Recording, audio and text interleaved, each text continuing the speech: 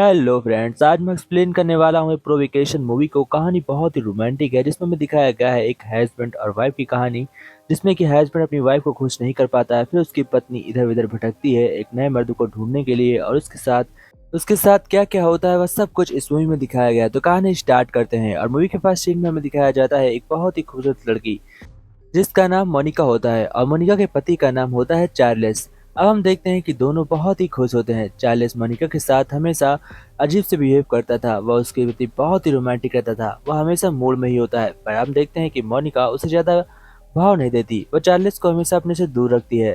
But Charles अपनी खुशी ढूंढने के लिए कुछ नौकरानियों को बार बार बुलाता है काम पर, और उन्हीं के साथ अपनी रातें बिताते आ रहा है। इसके बाद वह अपने घर में जाता है और अपनी बीवी के साथ सोता है। ऐसा वो बहुत सालों से कर रहा है।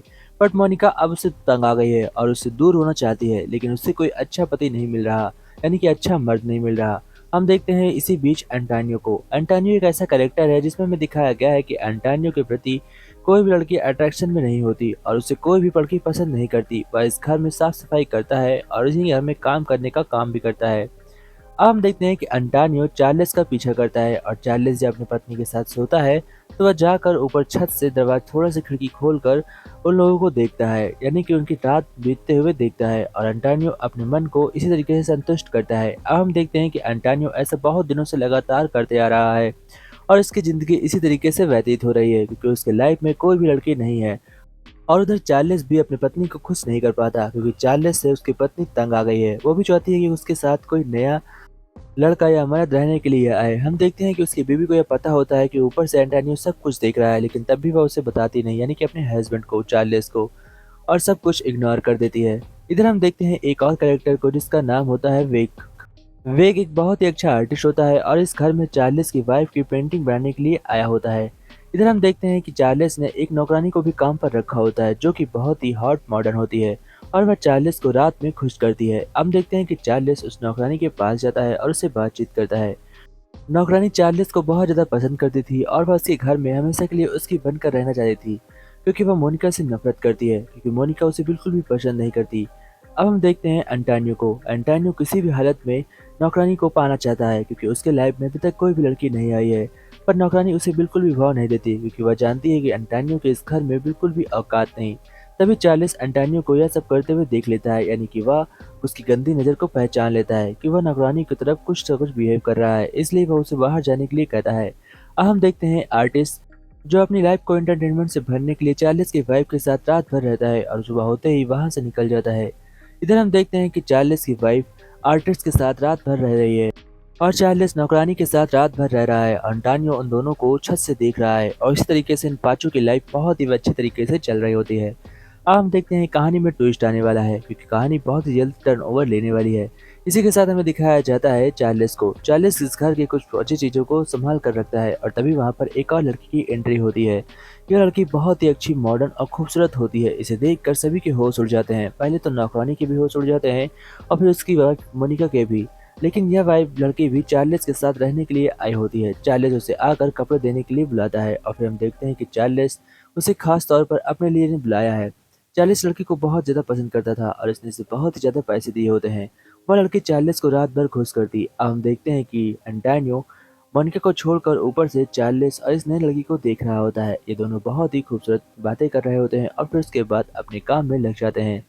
फिर हम देखते हैं चार्ल्स नौकरानी के पास जाता है और उसके साथ भी रात भर व्यतीत करता है और उसे भी खुश करता है क्योंकि नौकरानी को भी उसने ही रखा होता है। बट तभी नौकरानी को ऐसा लगता है कि ऊपर से कोई झांक रहा है। वह चार्ल्स से कहती है जाकर देख के आओ। वह ऊपर आता है तो देखता है कि एंटानियो ने वहां पर एक बिल्ली को छोड़कर एंटानियो खुद भाग जाता है, और चार्ल्स को लगता है यह एक एंटानियो को नहीं बल्कि एक बिल्ली है। वह उसे देखकर संतोष हो जाता है और फिर आकर नौकरानी के साथ अपना काम आगे बढ़ाता है। उसके बाद वह उस नई लड़की के पास जाता है, उससे बातचीत करता है। तभी हम देखते हैं कि चार्ल्स की वाइफ भी वहां पर आती है, बट वो उसे बिल्कुल भी भाव नहीं देती। मोनिका वहां से तुरंत चली जाती है और वह चार्ल्स की तरफ देखती भी नहीं। पर चार्ल्स को उससे कोई मतलब नहीं होता है क्योंकि चार्ल्स अपनी अलग जिंदगी में बिजी था। इधर हम देखते हैं अंटानियो को चक्कर आने लगता है। तब वह नई आर्टिस्ट जो वहाँ पर आई होती है वो बहुत ही खूबसूरत होती है, और वह अंटानियो का फेस पोंछती है, और जिसकी वजह से अंटानियो बहुत ही खुश होता है। वह उसके ऊपर चिपकने लगता है, लेकिन वह लड़की उसे दूर कर देती है। फिर हम देखते हैं मोनिका को। मोनिका इस घर को छोड़कर जा रही होती है, लेकिन रास्ते में उसे वही आर्टिस्ट मिलता है। वह उससे कहता है कि मैं तुम्हारे ही घर जा रहा था, चलो मैं तुम्हें घर छोड़ देता हूँ। वो उसे कार में लेकर उसी के घर जाता है, यानी कि चार्ल्स के घर। वह उसे वहाँ पर ड्रॉप करता है और उससे कहता है कि मैं तुमसे मिलते आता रहूंगा, तुम इस घर से कभी मत जाना। मोनिका इस घर से इस बात से बहुत ज्यादा खुश होती है कि उसे अब कोई मर्द मिल चुका है। वह आर्टिस्ट के साथ रात भर रहना चाहती थी और उसके साथ पूरी जिंदगी बिताना भी चाहती है। इधर हम देखते हैं चार्ल्स को, जो इस सब बातों को लेकर बहुत टेंशन में आ गया है, क्योंकि उसे अपने पत्नी के अफेयर के बारे में पता चलने लगा है। चार्ल्स को कुछ भी समझ में नहीं आता कि अब वो क्या करे, इसलिए वह कुछ फैसले करता है कि जब तक वह रंगे हाथ किसी को नहीं पकड़ेगा वह किसी को कुछ भी नहीं कहेगा। फिर वह अपने बाकी ऑडियंस में जितनी लड़कियां लाया था उन्हीं के साथ बिजी हो जाता है और उन्हीं के साथ रातें रंगीन करने लगता है। लेकिन उसे भी बहुत ही ज्यादा अफसोस था अपनी जिंदगी में कि वह अपनी पत्नी को खुश नहीं कर पाया। लेकिन ऐसा क्यों, ये हमें स्टोरी में नहीं दिखाया गया। एंटोनियो सब कुछ छुप कर ऊपर से देख रहा होता है और उसकी हर हरकतें एकदम साफ साफ देखता है। चार्ल्स पहले तो उस नई बंदी के साथ रात रंगीन करता है, फिर अपनी बीवी के पास आता है और उसकी जबरदस्ती करता है, जिसकी वजह से उसकी पत्नी रोने लगती है। और फिर सीन में देखते हैं हम एंटोनियो को। एंटोनियो उसकी चार्ल्स की वाइफ के पास जाकर उसे किस करने की कोशिश करता है, जहाँ पर उसकी बीवी एक जोरदार कंटाप एंटोनियो को मारती है। फिर उसकी गाल पर किस करती है और कहती है सॉरी सॉरी, मैंने गलती से मार दिया, क्योंकि वह भी एंटोनियो को पसंद करने लगी थी। फिर हम देखते हैं आर्टिस्ट को। आर्टिस्ट के साथ वह बिजी होती है और यह बात चार्ल्स देख रहा था, पर चार्ल्स उसे छोड़कर अपनी तरफ इग्नोर करता है, यानी कि अपनी पसंदीदा लड़कियों पर। फिर चार्ल्स आर्टिस्ट से बात करता है और उससे कहता है कि जो तुम कर रहे हो वह ठीक नहीं है, तुम्हें मेरी बीवी से दूर होना होगा। तभी चार्ल्स उसकी वाइफ के पास जाता है और उसे यह सब कुछ बताता है। उसकी वाइफ जोर जोर से रोती है और अपने आप को शीशे में देखकर कुछ अलग टाइप का बिहेव करती है। फिर वह अपने शरीर को बहुत ही अच्छी तरीके से ढीला छोड़ती है ताकि वह अपने फिर से एंजॉय कर सके। आर्टिस्ट उसे कहता है कि मैं तुमसे कहीं अकेले में मिलूंगा, और वह जाकर एक बहुत ही सुनसान जगह पर उसका वेट कर रहा होता है। फिर हम देखते हैं कि वह लड़की यानी कि मोनिका उसके पीछा करते हुए वहां पर जाती है। अंटानियो भी उसके साथ उसका पीछा करते हुए आता है और हम देखते हैं कि आर्टिस्ट और मोनिका दोनों एक साथ बिजी होते हैं और ये सब कुछ अंटानियो देख लेता है। वह आकर चार्ल्स को बताता है।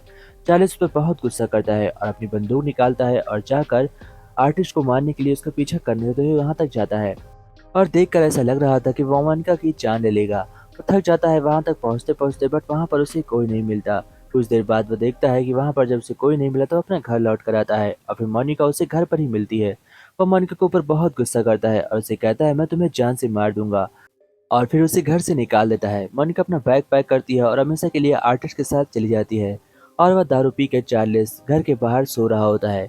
हम देखते हैं कि बाकी एंटोनियो उसकी लाई हुई गर्लफ्रेंड के साथ मजे कर रहा होता है और इसी के साथ यह मूवी एंड होती है। जय Hind friends, take care friends.